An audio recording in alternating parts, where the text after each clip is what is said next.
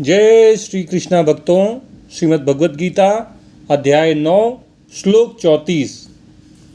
मन मना भव मद भक्तो मदयाजी माम नमस्कुरु मामे वैश्यसि युक्त्वैवम् आत्मानं मत्परायणः। भगवान श्री कृष्ण अर्जुन को समझा रहे हैं कि तुम अपने मन को मुझ में लगा दो, मेरे भक्त हो जाओ, मेरा पूजन करो और मुझे नमस्कार करो।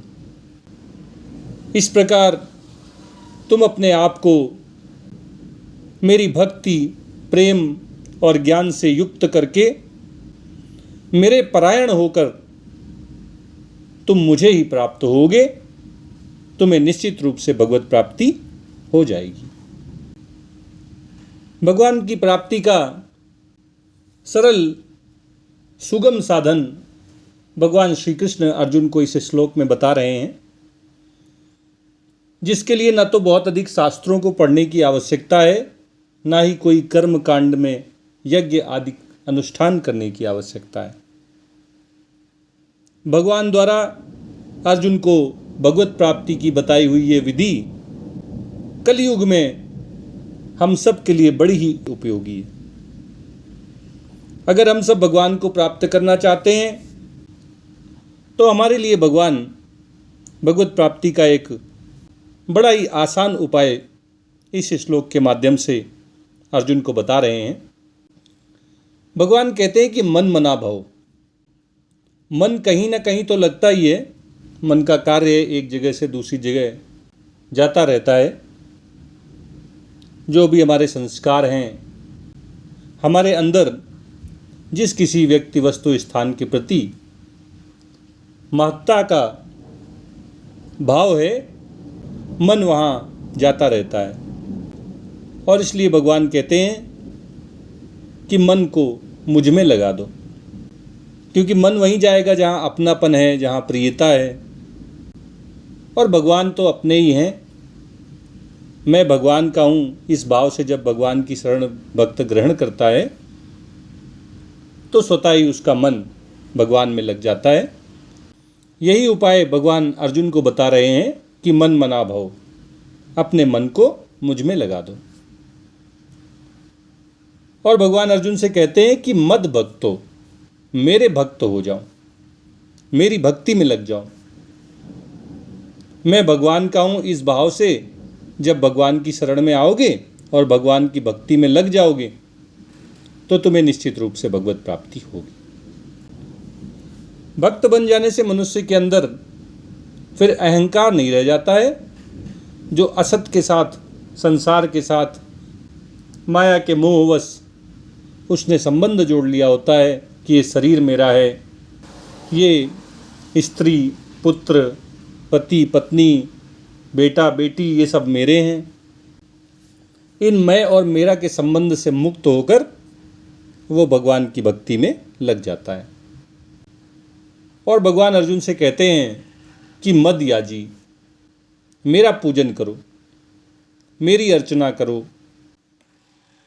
वैसे तो भगवान सर्वत्र व्याप्त हैं, हर समय, हर जगह, हर प्राणी में भगवान का वास है, लेकिन फिर भी भगवान की मूर्ति हो या भगवान की फोटो हो, ये हमें भगवान की याद दिलाते हैं और इनका सहारा लेने से भगवत प्राप्ति में आसानी होती है। इसीलिए भगवान कह रहे हैं कि मेरा पूजन करने वाले हो जाओ।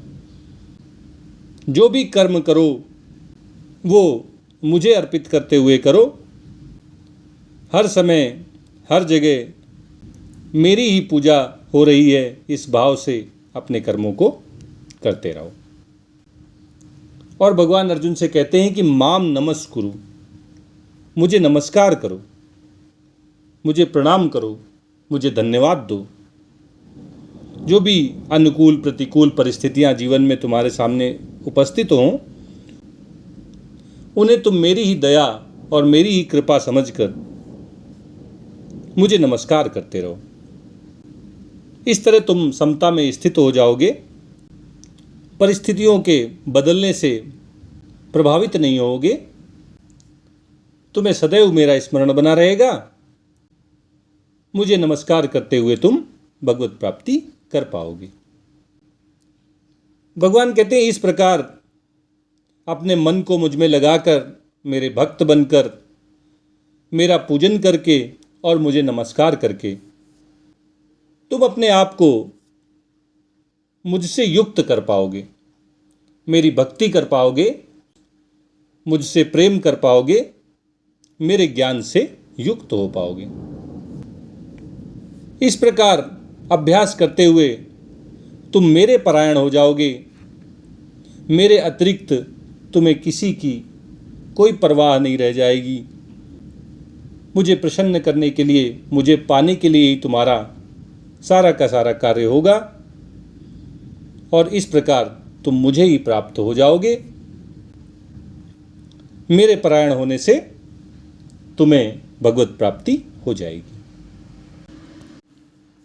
ओम तत्सत इति श्रीमद् भगवद गीतासु उपनिषत्सु ब्रह्म विद्यायां योग शास्त्रे श्री कृष्णार्जुन संवादे राजविद्या राजगुह्य योगो नाम 9वां अध्याय। इस प्रकार ओम, तत् और सत इन भगवान नामों के उच्चारण पूर्वक ब्रह्म विद्या और योग शास्त्र में श्रीमद् भगवद गीता उपनिषद के श्री कृष्णार्जुन संवाद में राजविद्या राजगुह्य योग नामक ये 9वां अध्याय आज पूर्ण हुआ। आज बड़ा ही सौभाग्यशाली दिन है। 26 अगस्त 2024 का ये दिन श्री कृष्ण जन्माष्टमी का दिन है और भगवान की अहेतु की कृपा मुझ पर है कि आज 18 अध्यायों की इस गीता के 9वें अध्याय का समापन हो रहा है। इस प्रकार भगवत कृपा से आधी गीता मैंने आप सबको सुना दी है। भगवान श्री कृष्ण आप सबका मंगल करें। जय श्री कृष्ण, जय श्री कृष्ण, जय जय श्री कृष्ण।